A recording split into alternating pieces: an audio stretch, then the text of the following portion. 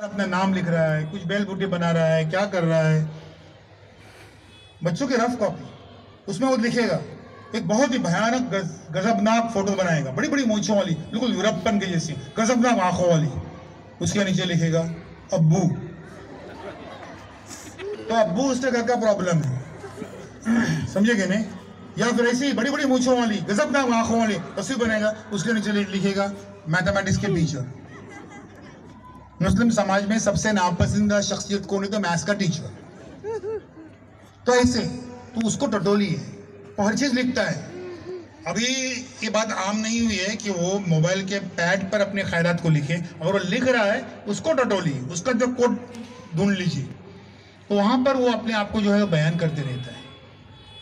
तो ये चीज को हमको इसके जरिए से देखने, उसका प्रॉब्लम क्या है। और इसमें इंडिविजुअल गाइडेंस जो है वो जरूरी है। एक बात वो धकेल के गवर्नमेंट की मेहरबानी से, क्योंकि गवर्नमेंट का मामला क्या है, ये बता रहा हूँ आपको। ये पहले एक एजुकेशनल ट्रायंगल हुआ करता था, स्टूडेंट्स पेरेंट्स टीचर, फिर वो स्क्वायर बन गया, स्टूडेंट्स पेरेंट्स टीचर और मैनेजमेंट, फिर ये पेंटागन बन गया, स्टूडेंट्स पेरेंट्स टीचर्स मैनेजमेंट और मुआशरा या समाज। अब ये हेक्सागन बन गया, students parents teachers management society, और सबसे खतरनाक वर्टेक्स उसको जुड़ गया है, वो है फ्रेंड्स, हुकूमत, गवर्नमेंट। हुकूमत की पॉलिसी वो आ गई, कौन सी आ गई कि भाई 8वीं तक सब पास, 8th स्टैंडर्ड तक। सबसे पहले हमारे जो हैं वालिदैन बहुत खुश हो गए, क्या गवर्नमेंट है यार, बच्चा हमारा फेल ही नहीं हो रहा है, अच्छा है। 9वीं में आकर जो है बच्चा नाम लिखने को सीख रहा है, 3 और 4 का पहाड़ा सीख रहा है, वो 9वीं में आकर उसकी बुनियादें कमज़ोर होंगी। वो धकेल के 9वीं में आके बैठा है, आप उसको सिखा रहे हैं क्वाड्रेटिक इक्वेशन, उसका 6 का पहाड़ा, 6 और 7 का जो पहाड़ा वो भी नहीं याद है उसको, सब ऊपर बम पर जा रहा है। तो उसके लिए जिसका नाम है रेमिडियल टीचिंग। तो रेमिडियल टीचिंग, रेमिडी यानी कि इलाज, बीमारी क्या है, उसकी बुनियादें कमज़ोर हैं, तो उसके लिए रेमिडियल टीचिंग जो है वो तमाम स्कूल वाले लाजमी तौर पर स्टार्टिंग में पहले 1 महीना हुआ करती थी, अभी 2 महीना रेमिडियल टीचिंग। आपके क्लास में जो 7वीं बच्चा आया है उसको गिनती सिखाइए, 2 का पहाड़ा सिखाइए, A फॉर एप्पल सिखाइए, उसकी ये रेमिडियल टीचिंग जो है वो ज़रूरी है। एक और बात ये है कि हमारे क्लास में लास्ट बेंचर्स जो हैं 3-4 रोज कम से कम ऐसे रहते हैं जिनको एक बीमारी थी जिसका नाम है कि डे ड्रीमिंग, ख्याली पुलाव। वो अपनी दुनिया में मस्त रहते हैं, वो आपकी तरफ देख रहे हैं, हंस रहे हैं, आपकी जोक्स पे ये कर रहे हैं, दांत निकाल रहे हैं, हंस रहे हैं, आपको लगता है आपके साथ में नहीं है, वो अपनी दुनिया में मस्त हैं, जिसका नाम है डे ड्रीमिंग, ख्याली पुलाव। तो ऐसे बच्चों को ये लाने के लिए उनको इंडिविजुअल एक करना पड़ेगी। सरकार के पास, गवर्नमेंट के पास, डिपार्टमेंट के पास कोई फार्मूला नहीं है, एक बच्चा जो है वो कीमती है। तो उसकी जो बीमारियां हैं उसके रफ कॉपीज से ढूंढना शुरू कीजिए, उसका घर तलाश कीजिए, वहां पर बात कर लीजिए, वहां से सारे डिफेक्ट निकालना शुरू कीजिए। नेक्स्ट अस्सलाम वालेकुम। हाँ जी, तो एक लेडीज को टाइम देती हैं। मेरा ये सवाल था, आपने कहा कि अपने बच्चों के साथ दोस्त बन जाइए, लेकिन जब हम दोस्तों जैसा रवैया इख्तियार करते हैं तो वो सर पे बैठते हैं, टप्पी मारते हैं, फिर हमारे बात नहीं सुनते, हमारी बातों को अहमियत नहीं देते, ऐसा नहीं। काबिल एतराज बातें भी होती है, और अगर हम टोकना चाहे तो वो फिर पीछे हट जाते हैं कि दोस्त तो नहीं टोकता, आप दोस्त कहती हैं अपने आप को, फिर टोकती क्यों है। काबिल एतराज बातें भी शेयर करते हैं, तो उसको कैसे हैंडल किया जाए? देखिए, वो घर में माहौल क्या है, घर में क्या है, बातें जो हैं डिस्कस हो रही हैं और वो किस अंदाज में हो रही हैं उसकी वो नकल करेगा। और वो दोस्तों से कुछ सीख के आ गया, आपको अपना गुस्से का इजहार करना है कि भाई ये बातें ठीक है उसने सीखा है, लेकिन यहाँ हमारे घरों में ये आम नहीं है और इसका कोई रिवाज नहीं है। हमारे यहाँ पर ये चीज़ें जो हैं वो सही नहीं है और ये गलत हैं, और अल्लाह की तरफ से भी ये गलत हैं। ये इस तरीके से ये मामलात ये नहीं चलेंगे। हमारे यहाँ पर कुछ डिसिप्लिन है, कुछ कल्चर है, कुछ बातें हैं, वो आपको हुदूद तय करने हैं, बताने हैं।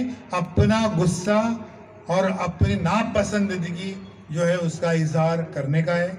एक आध दिन उसके साथ थोड़ा सख्त भी रहिए, खाने के बारे में भी उसके चॉइस का खाना नहीं बने, उसके साथ में ये कर दिए, थोड़ा ये बात थी इसलिए मैं नाराज़ हूँ, अगले बार इंशाल्लाह वो ख्याल रखेगा, ऐसे हमको उम्मीद है। अल्लाह।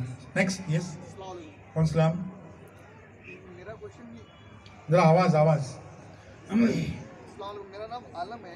मेरा क्वेश्चन ये है कि आपसे हाँ मुझे सुनाई दे रहा है। मेरा क्वेश्चन ये है कि जैसा आपने अभी कहा कि फर्स्ट 10 ईयर राइट, Yes. कि वो उसको पोलाइटली मैनेज कर रहे हैं आपको। नहीं मैंने पोलाइटली नहीं कहा, हाँ। मैंने कहा कि आपको रोल मॉडल बनने का। रोल मॉडल में पोलाइटनेस भी होती है ना, और उस बच्चे की नफ्सियात के हिसाब से उनकी तरबियत भी होती है, ट्रेनिंग भी होती है। लेकिन हमारे इसमें कोई जो है वो दोष नहीं होना चाहिए, ना हमारे कैरेक्टर में, ना हमारे किरदार में, ना हमारे बिहेवियर, इसमें किसी किस्म का कोई जो है फॉल्ट नहीं होना चाहिए, और उसको बरकरार भी रखने का हमको। इसलिए तो फरमाते हैं कि तुम ऐसी बातें क्यों कहते हो जो करते नहीं हो, सूरह सफ में। तो वो जो है हमको वो कॉन्ट्राडिक्शन वो नहीं चलेगा। हम नहीं ये करें कि जो करता है करने दो, हम तुम्हारे रोल मॉडल नहीं। रोल मॉडल हकीकी मानों में हमको बनने का है, सारे बच्चों की तरबियत, डिसिप्लिन सबको ख्याल में रखना। Next question. यस, अस्सलाम वालेकुम सर, छोटे बच्चों में रीडिंग हैबिट कैसे डेवलप करें? मैंने कहा कि रीडिंग हैबिट, राइटिंग से ही बचते हैं लोग, क्योंकि रीडिंग में पढ़ते भी हैं, राइटिंग से अक्सर बच्चे जो हैं वो जी चुराते रहते हैं। इन सब के लिए बेसिकली इनके गोल सेटिंग अभी बोले कि यार तुम तीसरी चौथी क्लास के बच्चों को हम क्या ख्वाब दिखाएंगे कि तुम आर्किटेक्ट बन सकते हो, IIT का एग्जाम दे, IIM का एग्जाम नहीं, उतने बड़े में सही, लेकिन छोटे छोटे लेवल पे भी एग्जाम्स हैं, ओलंपियाड के एग्जाम्स हैं, स्कॉलरशिप्स के एग्जाम्स हैं, उसमें गोल्ड मेडल्स मिल रहे हैं, वो बताइए उनको। तो ये उनके राइटिंग रीडिंग को ये बनाने के लिए भी करने का है, और उनके राइटिंग की प्रैक्टिस के लिए आपको लेकर बैठना है। बहुत मुश्किल है अभी जो इस पैंडेमिक से गुजरने के बाद बच्चों की जो लिखने का भी गवर्नमेंट ने डिक्लेयर किया, आधा घंटा ज़्यादा देंगे, लेकिन उससे काम नहीं होने वाला, क्योंकि बच्चे जो हैं वो पेन पकड़ना भूल गए हैं। अस्सलाम वालेकुम जी, मेरा सवाल ये है कि आपने कहा है कि बच्चों को उनकी ये सेकेंड लास्ट क्वेश्चन है, क्योंकि हमको 3 मिनट खाली बाकी हैं, और हैसियत से ज़्यादा ऊंची सोच हमको फ्राहम करनी चाहिए, उसका तरीक़ाकार क्या होना चाहिए? नहीं, ये तरीक़ाकार आप पहले वेल इक्विप्ड हो जाएं, आपको मालूम हो कि क्या ख्वाब दे सकते हैं अपने बच्चों को, और अच्छे तरीके से उनमें ये बात मैं अक्सर बच्चों को जो कहता हूँ वो ये कि भाई वो बच्चे आते हैं मेरे पास 10th वाले, 15 साल से 25 साल तक, एक सादा फार्मूला, 15 साल से 25 साल तक खूब पढ़ाई, खूब स्टडी, बहुत ही, चाहे वो खाने को नहीं रहे, चने भागने पड़े, रास्ते में पैदल चलना पड़े, 15 से 25, 26 साल से लेकर 45 ईयर्स तक, यानी 20 साल तक कमाने का। मैं सारे बच्चों को कहता हूँ जिंदगी भर कमाते बैठने का नहीं, हाथ में लाठी काटिए तो भी ढूंढ रहे जॉब नहीं, सिर्फ 20 साल कमाइए। फिर बोलते क्या करने का, फिर रिटायर एज ऑफ 45, फिर क्या करेंगे, मदरसे बनाइए, मदारिस बनाइए, मस्जिदें बनाइए, ट्रस्ट बनाइए, वेलफेयर सेंटर्स बनाइए। ये पहले से उनमें सारे बच्चों को, आज मैं 35 सालों से मैं गाइडेंस कर रहा हूँ फीसबिल्लाह सब जगह पर, मैं बच्चों को ये फॉर्मूला देता हूँ कि सोशल, सोसाइटी, कौम, ये फैक्टर होना चाहिए। अल्लाह ताला की तरफ से जो है वो कुदरती तौर पर उसमें बरकत मिलती रहती है। 20 साल खाली कमाने का उनको ही दे दीजिए, और 15 से 25 कोई कॉम्प्रोमाइज नहीं, खूब उस पर लुटा दीजिए। लुटा देने का मतलब ये, आज देखिए मैं एक मिसाल देता हूँ, नीट का एग्जाम है, JEE का एग्जाम है, कोचिंग क्लासेस मस्ट हैं, वो दहेज में देने वाले, शादी में, वो पूरा खर्चा यहाँ पर कीजिए। तो मैं ऐसे बच्चे देखे, 4 साल पहले एक लड़की आई, इसके अब्बा को मैंने कहा भाई तुम नहीं, शादी के लिए मैं 1 लाख वाली शादी वो इसमें डालो, नहीं किए। एक बार एग्जाम दिया नीट, दूसरी बार नीट, तीसरी बार, चौथी टाइम अभी उसको 536 आया है, और उसमें जालना में उसको 4,76,000 रुपीज हर महीने, लगभग 5 लाख, 25 लाख, 1 लाख का इन्वेस्टमेंट नहीं किया तो 25 लाख, ट्रस्ट द ट्रस्ट क्यों घूम रहे। तो इन्वेस्टमेंट अपने बच्चों पे करने का सलीका भी आपको आना चाहिए। नेक्स्ट, आखिरी सवाल है। अस्सलाम वालेकुम सर, एक्चुअली मुझे पूछना था कि दीन और दुनिया में बैलेंस कैसे बनाना है, मतलब बच्चों को लेके, अगर हम उसे CBSE में डालना चाहते हैं, उसके साथ साथ हम उसे कुरान हाफिज भी बनाना चाहते हैं, तो फिर। बहुत अच्छा सवाल है, ये बिल्कुल मुमकिन है, और कई इदारे हैं, अभी पहले कुछ थे, कई इदारे कामयाबी के साथ में ये कर रहे हैं।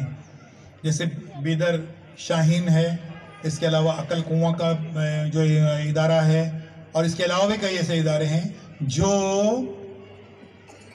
हिफ्ज़ भी करा रहे हैं। और इसमें कभी कभी ऐसा होता है कि एक आध साल का गैप लेना पड़ता है। एक आध साल ने किया है, जिंदगी के ठाटे मारते हुए समंदर में से एक लोटा पानी है, उसमें कोई ये नहीं है।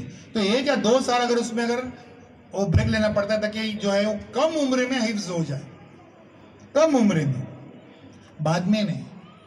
बाद में क्या होता है, ये माइंड में करप्शन शुरू हो जाता है, मिलावट शुरू हो जाती है।